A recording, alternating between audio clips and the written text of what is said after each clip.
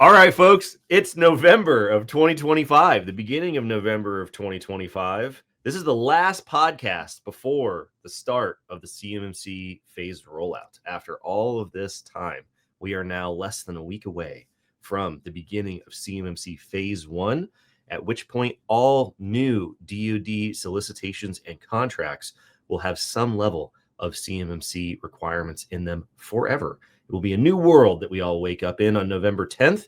Just the other day, I was in DC at an event with one of our partners, A-Line. It was an awesome event. And I was running through a very brief timeline of the big events that have happened leading up to CMMC since 2013. And a lot of people in the audience were looking at me like I was speaking Greek and they hadn't heard these things before. And I was thinking about it. We haven't really done a review of the timeline in quite a while. So this week, we're going to talk about all the things that have happened since 2013 in a very abridged form, get everybody on the same page before we all fly off the end of the bridge on the bus that can't go less than 50 miles per hour at the start of phase 1 here. So if you don't get the movie reference, ask your parents, kids. That's what we're going to talk about this week. Yeah, I mean, it makes sense that there is when you start talking about like the deep history of how the programming or why the programming exists and things that have happened in the past, that some of the people you may be talking to in audiences now aren't familiar with it because now people are just starting to take it seriously. You know, like it comes in layers, right? The interest in the program has come in layers based on the pre-adopters and then the people that are now being forced to adopt it because it's going to be applicable requirements. There are finalized rules. So you're just getting the fresh batch of the new audience of minds to educate. So we start this circle of life again, I guess. Yeah. I mean, there are people in the audience who don't know who Katie Arrington is or who she was. They're making 6-7 jokes. And so I'm like, okay, whatever. We're just going to start over from the beginning and we'll get everybody caught up here. So we'll do the very brief version. We'll link to the history of CMMC video that we did all the way back in 2021, which is crazy to think about if you want more of the details. But we'll just jump right into it and we can go from there.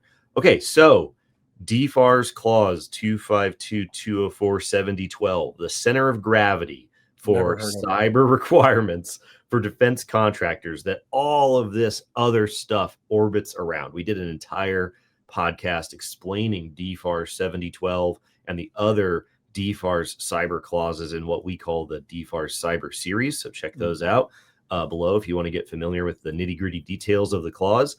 That clause was created for the first time in 2013. So a couple things here. First of all, before 2013, defense contractors didn't have any explicit cybersecurity requirements in their contracts at all, which is kind of insane to think about, right? And so it wasn't until 2013 that there was an actual contract clause that said, when you handle our data, you have to do cybersecurity requirements. And you have to do these cybersecurity requirements specifically. A lot of people think that DFARS 7012 was created in 2016. It's not true. It was created in 2013. An interesting note about the 2013 rule is that 800-171 didn't exist yet. At the time, NARA was still in the middle of trying to create the federal CUI program. One of the tenets of the federal CUI program was a standard baseline of cybersecurity requirements across the federal government and across the federal government for their suppliers and contractors.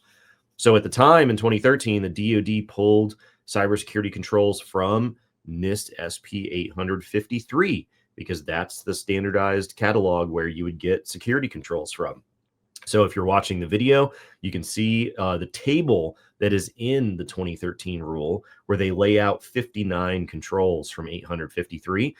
You'll be happy to know that many of these controls are still in the baseline that contractors have to this day because the requirements in NIST SP 800-171 are derived from controls in NIST SP 853. So many of the things that people are being asked to prove that they have implemented today are literally the same requirements they've had since 2013, which is a fun little factoid that people they're not always familiar with.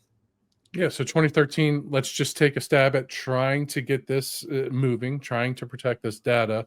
Let's pull out these things. And like many things, not great at the original onset, and it's improved over time, right? That's Yeah, why there's some we've good come to where stuff. we're at. There's some stuff in there that you don't need. There's not a lot of controls. 59 controls is not a lot. But like I said, there's some evergreen stuff in there, right? Least privilege has been least privilege. Things like that have been the same concept for 30 years now, right? So they're not really going to change a lot in terms of what they're asking for. But those requirements existed in 2013. DFARS 7012 was created in 2013. This goes back a lot farther than people think. It certainly goes back farther than 2020, when a lot of people heard about cyber requirements and contracts for the first time when CMMC 1.0 was announced. But the thing to know here is that there was no verification mechanism. They put this clause into people's contracts, and they never asked for proof that any of these things were being done, right? Big mistake. Which is a common theme over the years of the government being very naive about whether people would be doing these things. There is no audit mechanism, third-party verification, explicit requirement to prove that you're doing this before you get the controlled data, which is a fatal flaw that the DoD is going to be trying to deal with in subsequent revisions up until we get to November 10th of 2025, 12 years later. So anyways, we got this clause in 2013. It's in people's contracts. By virtue of accepting the contract clause and getting the work, you are telling the government that you are implementing these requirements. Government doesn't ask, people don't tell, everybody goes about their business, everybody lives happily ever after, until 2015, a couple years later, when the Office of Personnel Management experienced one of the largest at the time, the largest compromise of the federal government's information systems in history, right? Oof. This would be rivaled only by like SolarWinds a couple years ago, right? But at the time, this was it. This was the biggest one ever. This was part of a larger campaign by the Chinese Ministry of State Security to compromise, I think it was the Star Group of hotels, some health insurance companies for their data, and the OPM database of folks with clearances. With those three data sets, they were able to triangulate the identities of American spies in mainland China, which is pretty incredible. A lot of people listening to this, basically every audience I've ever told this story to, still has identity monitoring like to this day because of the fact that OPM got whacked. That was the big problem, because the requirements that are in contracts for people running cloud systems and dealing with sensitive but unclassified information like clearance data weren't really covered very well with that 2013 contract clause. This was so effective that the director of national security at the time, James Clapper, basically gave the Chinese their props, being like, that was pretty legit. If we would have had the opportunity to do that, we would have 100% done the same thing. So, game respects game. You know what I mean? So the OPM thing was 100% real, and it triggered a panic response essentially with revising cyber requirements for defense contractors. But that's the norm, right? The way that the government works, especially when it comes to cyber, is it has to be a major event for them to react to show that we're doing something. Even the 2013 rule was not something the DoD just woke up one day and thought, boy, that would be cool if we did that. It was triggered by a series of system compromises back in like 2010. So even slightly earlier. It's always in response to something bad happening. Yeah, use the football analogy. The defensive coordinator goes out, the team gives up 500 yards and loses by 30. He's like, yeah, we need to focus on covering or press coverage or whatever it is. I mean, that's exactly what this is. But it was very it was very impressive, and give credit where credit's due. But what 100%. Improvements happened, right? Like, yeah. So we had the 2013 clause, massive compromise in 2015, and so people are basically like, what can we do here? Like, what tools do we have? What do we need to do something, right? Somebody do something. So after the 2015 compromise, there's an interim final rule that revises DFARS clause 252, 204, 7012. And remember, if you've been listening to the podcast for a while, interim rules are a big deal, because they don't go through the normal rulemaking process where they propose changes to regulations, they get public comments, then they revise things based off those public comments. Then they publish a final rule, and then the rule goes into effect, right? They just issue a regulation without any public comment whatsoever, and it immediately goes into effect. So those are very rare. They're very difficult to get approved. But this was after a massive national security incident. And so they get approval for an interim final rule. And they revised DFARS Clause 7012 to now include cloud security requirements, which is where we get FedRAMP moderate equivalency and all these sorts of ideas. They also revise it to point to the requirements in NIST SP 800-171 rather than a selected set of controls from NIST SP 853, because by this time, NARA had started to get their hands around what the federal CUI program was going to be. And so they replaced that original table of requirements from the 2013 clause with the requirements in 800-171 in the 2015 clause. Interesting note here. This rule in 2015 doesn't say anything about December 31st, 2017. The deadline to implement NIST SP 800-171 was December 31st of 2017, right? I mean, that's what we all learn in school, and we're going through CCP and CCA and all that other stuff. This rule in 2015 doesn't say that, right? The original deadline to comply with the version of DFARS 7012 that we know today was August 26th of 2015 when this interim rule came out. So where did we get? Obviously, we just had this massive OPM hack. You just had this massive emergency. They're not going to give you 2 years to implement requirements that they need to stem the bleeding on right now. So how did this happen? How did we go from, oh my God, revise the rule right now, everybody implement things right now, to a deadline for implementation in December of 2017 later on? It's got to be over. It just seems like oversight, right? Like, you don't realize that you have to think about something until a problem arises. You have to think about something. It seems like it's reactionary again. Like, it seems like that the rule went into place and they're like, oh, this might have been a bad idea to start this all at once. Well, so the thing was that industry freaked out, right? They freaked out. They were like, oh my God, we have new requirements. We got this immediate deadline. We need more time. We need more time. And so they petitioned and sent in comments on this interim final rule to DoD that said, we need more time to implement things. Interesting note, even though you had 59 controls in 2013 and now you have 110 requirements in 2015, the actual amount of stuff to do under the hood is less in 800-171 than it was in 2013, because all the assessment objectives that you have to cover for those 59 controls in 2013 are way bigger than the 320 assessment objectives that you have in 800-171. So even though you have fewer things to do 2 years after DFARS 7012 was created, industry went to DoD and said, we need more time. Sound familiar? Yeah. And so they had a meeting. They had a public meeting in December of 2015. It's public record. I have never met anybody who was at that meeting, but they said they had almost 100 people or 100 companies represented at this meeting in 2015. And they decided that they were going to issue an update to the 2015 rule. It came out in October of 2016. And this rule said you have until December 31st of 2017 to implement these requirements. So on the heels of a national security emergency, we get a rule in 2013 that says, here are your requirements. On the heels of another national security emergency 2 years later, they say, here's a smaller set of requirements, but do them immediately. And everybody said, no, we need more time. So then they say, okay, you get 14 months after waiting a year to implement these requirements. Now you have to have all the requirements implemented.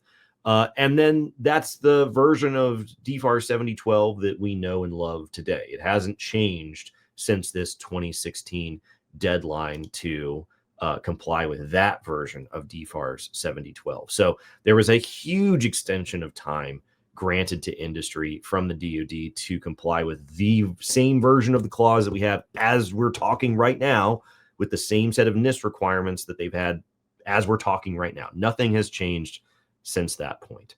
So after this clause came out, what's up? No, I was just going to say, the one thing to point out there is that the extension was granted because there was a justifiable reason, even though it was less to do, right? Like than the 53 controls when they issued the 171 controls, even though it was less to do there. it still was a change in format from this framework to this framework, right? Yeah, I mean, So you can see that argument coming in. yeah, and it Now, was a ton of time. when you say I have these new requirements, technically you're saying for 12 years, right? These requirements, right? It's not right. The requirements haven't changed. Yeah. So even though the requirements are smaller and a bunch of the requirements are derived from the things you were already doing, everybody came back and said, we need a lot of more time. And the DoD was like, okay, so how about an extra, by the time they were able to get the update to the rule out, it had been over a year. And then they gave people another 14 months. How do you think that those 53 controls would have turned out if that's what they would have stuck with? Like if here we are 12 years later and that set of 53 controls and people are like, got to implement this, and they're trying to depict 53 instead of 171, which is child's play in comparison. I mean, yeah. So, we've got these extensions and we've got a step down from the 2013 baseline. Either way, the takeaway for this one is there still isn't a mechanism for verification. There still isn't a third-party audit mechanism, which you would have thought that the DoD would have, the light bulb would have been off because you had the requirements in 2013. Then you demand that everybody implements a smaller set of requirements. They all told you they weren't doing it. So maybe they would have been like, geez, we should probably, have people prove it. But then in 2018, NIST, NARA, DoD all get together. They have this big industry day set of presentations on the revised DFARS 7012 and the federal CUI program. And this is sort of the height of NARA's power at the time, which we've done episodes after people have left NARA and then retired from the government about how much they hated this process, which is all very interesting information. If you're interested, we'll link it below. But someone in the audience, and they didn't say their name in the recordings. I wish I knew who this person was. Someone in the audience in 2018 was like, this all sounds great, but there's no requirement to prove that anyone's doing this. Like, aren't you going to ask people to prove that they're doing this? And the DoD and NARA were very adamant that they did not want to have a verification mechanism whatsoever. Gus Gasani, one of the authors of NIST SP 80171, he's been there. He was the guy who started the rulemaking process in 2010 that gave us DFARS 7012 in 2013. He still works in the DoD to this day. And this is the OG Gandalf of this entire world. And he was like, he was very colorful in his language, which I had to censor on this quote, where he's like, the department does not want to have a cottage industry of non-value added bleep. We had experience with third-party assessments before, and it has not worked out well. That was his response to the question. When Devin Casey, friend of the show, said, he was the guy who wrote the 2016 NARA CUI rule. So this was the guy at NARA. He said that we don't want to have third-party audits for 800-171 as a general rate, policy across the government, not just for DoD, because the businesses have the cybersecurity knowledge and the ability to protect their proprietary information because they've already been doing so for years. Whoops. Sorry, Devin. You missed on that one. Holy airball, as the kids might say. They said, we don't want to introduce a middleman certification between industry and the government about compliance where it's not absolutely necessary. So after 2013, and they know people weren't doing it, and after an emergency, and then people asked for more time, now 5 years later, they go, we do not want to have third-party assessments unless it's absolutely necessary. So kids at home, do you know what happened after this? Well, this is 3 years after the biggest breach of like the OPM breach and all that. And they're still saying, we still feel as though they are adequately protecting this. We don't need third-party verification. Right. Crazy. And there's even another session. I don't have the quotes up here. There's another session where they're talking about FedRAMP equivalency, where they basically said this OPM hack was a direct result of people putting sensitive data in the cloud without any controls whatsoever. But we don't want to cut industry out of using cloud-based services. So if you're going to put our data in the cloud, this clause is telling you that it has to be at least equivalent to FedRAMP moderate. So pinky promise that you're going to put it into something that has some controls around it. And as we all know, that definitely didn't happen. So they go through this whole rigmarole, rulemaking, extensions, blah, blah, blah. We absolutely do not, under any circumstances, want third-party assessments unless it's absolutely necessary. And sure enough, A couple of years later, another massive national security emergency directly stemming from the compromise of contractors' unclassified systems. This time, it was primarily, in addition to F-35 and F-22, the Sea Dragon program. The Sea Dragon program is a submarine-launched hypersonic anti-ship missile. And the Chinese Navy has the largest submarine fleet on the planet because when they try to take over Taiwan, the only way that the United States is going to be able to prevent that is with a carrier strike group. And if you have a bunch of submarines with anti-ship hypersonic submarine-launched missiles, you can't get the strike group close enough to Taiwan to keep them from taking over the chip factories. So we lose, which means that the government was ultra pissed when they found out that this super important program got handed to the exact set of people that we do not want to have this capability. So the best summary of the tone and the attitude of the government towards this discovery came from a 2019 interview with Major General Murphy. This was the guy appointed directly by, at the time, Secretary of Defense Mattis to be in charge of what was known as the Protecting Critical Technology Task Force. Sea Dragon gets whacked. SecDef says, you're in charge of figuring out how to prevent this from ever happening again. He goes out and gives an exclusive interview with Breaking Defense, and this dude was not playing around. He was not mincing words. He was basically like, if you don't do these requirements, we don't want to do business with you.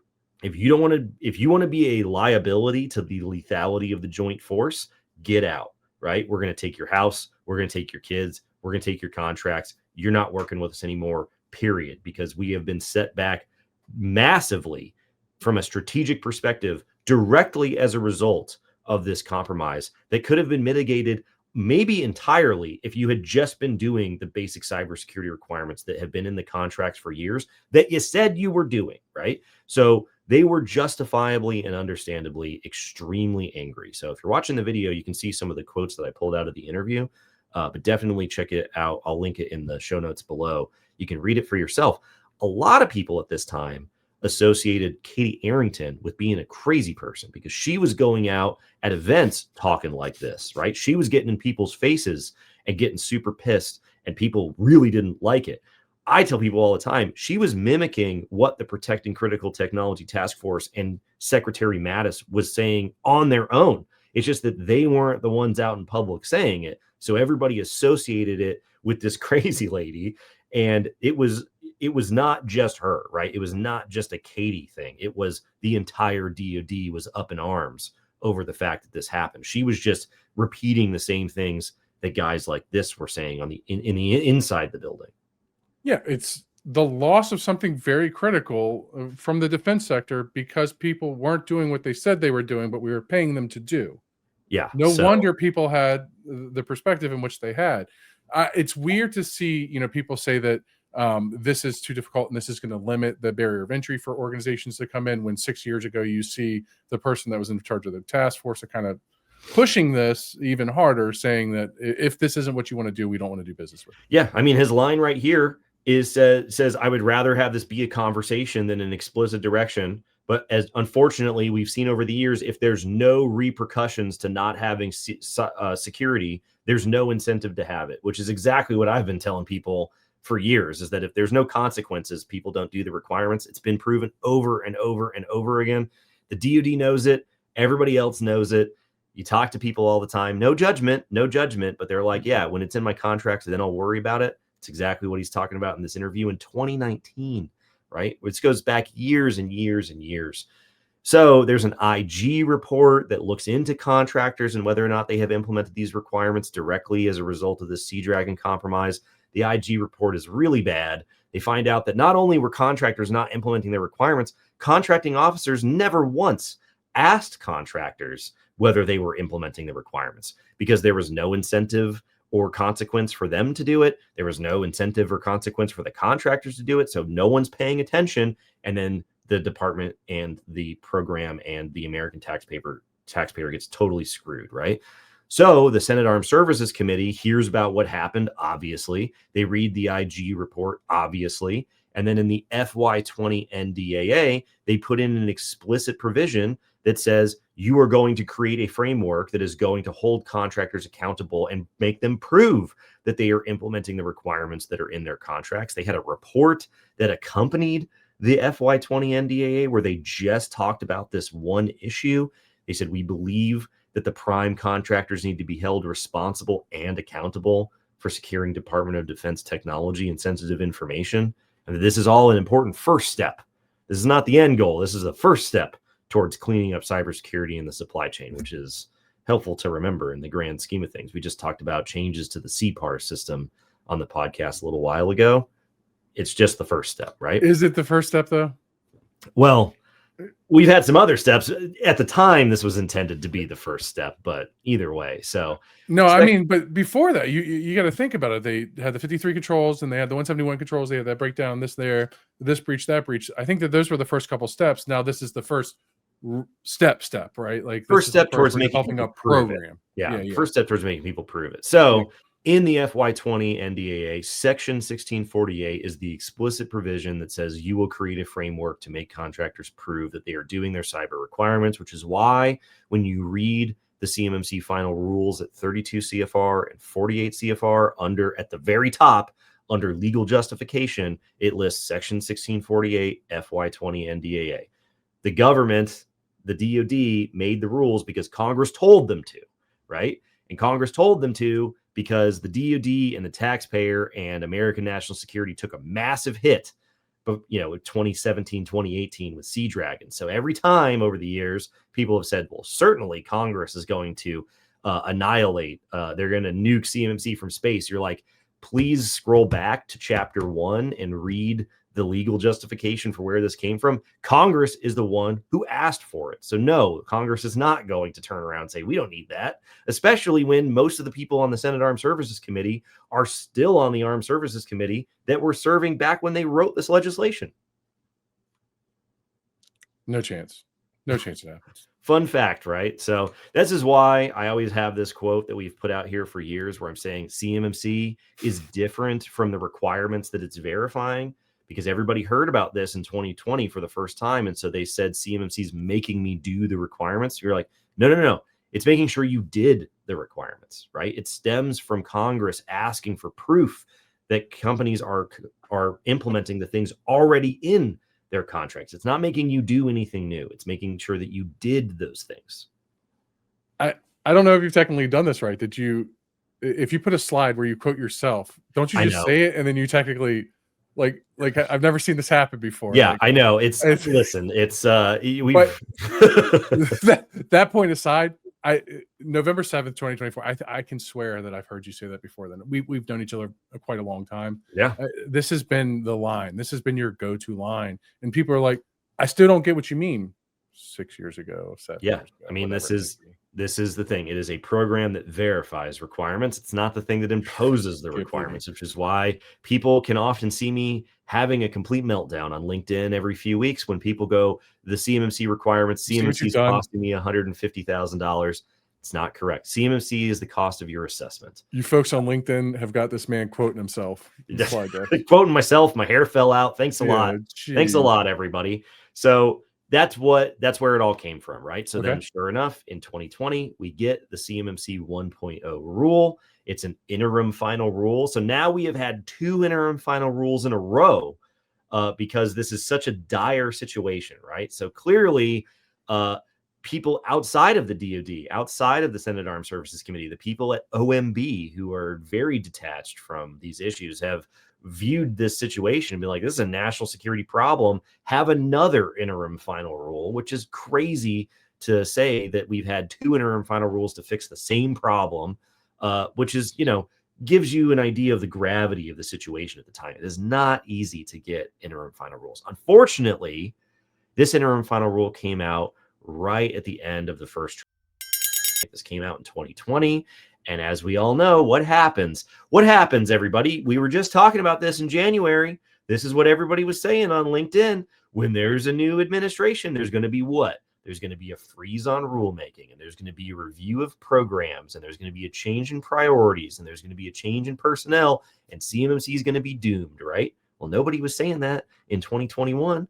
We all said it this year because we felt like CMMC was going to be a real thing, but it happens under every administration. So we go through all of 2021 and we don't hear anything. Katie Arrington gets run out of town, as many political appointees do when administrations change. They're doing a review of the program for 9 months, as many controversial programs do. But remember, we've had 2 interim final rules in a row.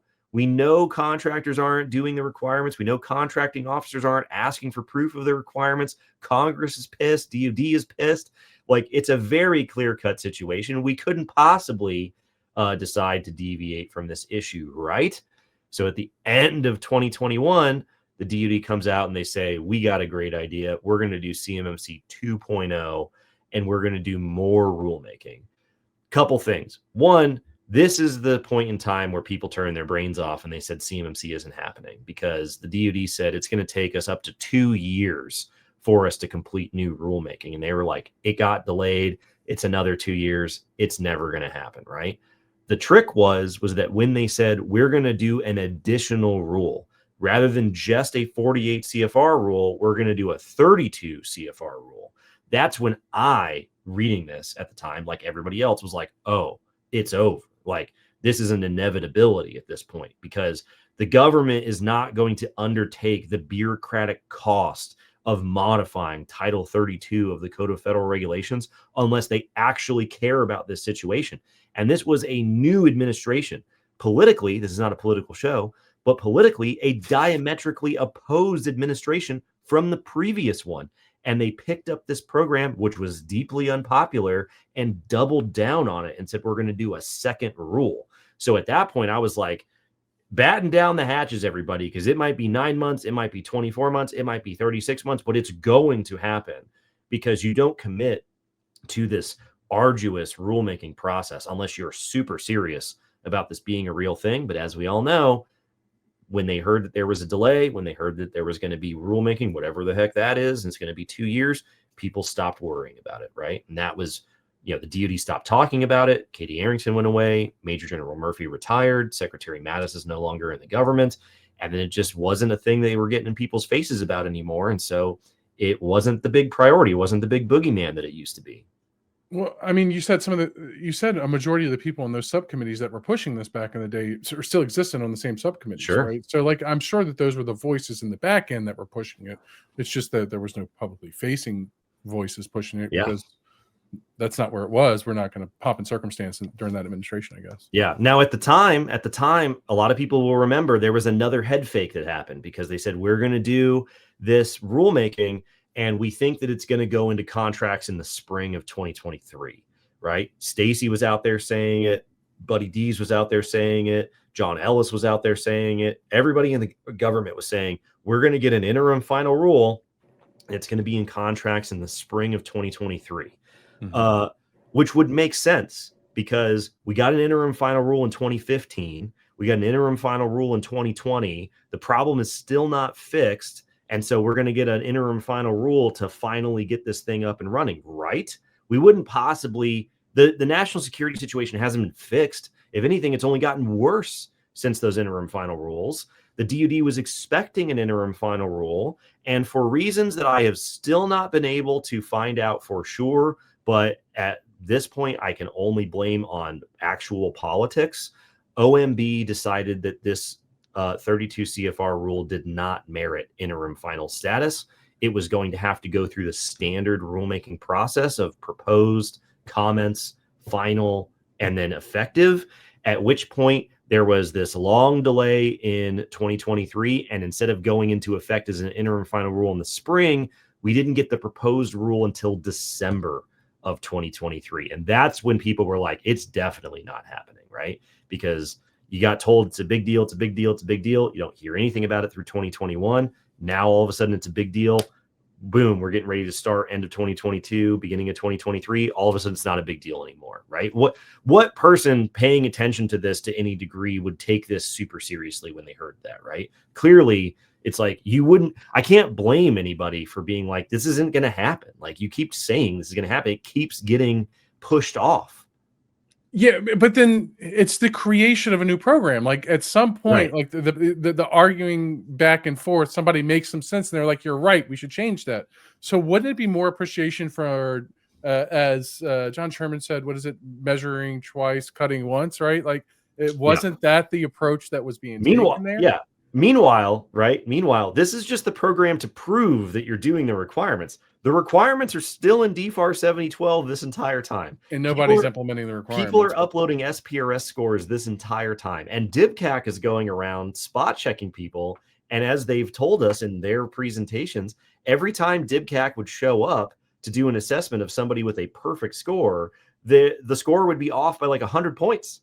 And then DoD can see people's POAM dates and SPRS, and people would put in like meme dates. They would put in that they were going to finish their POAM in like the year 2100.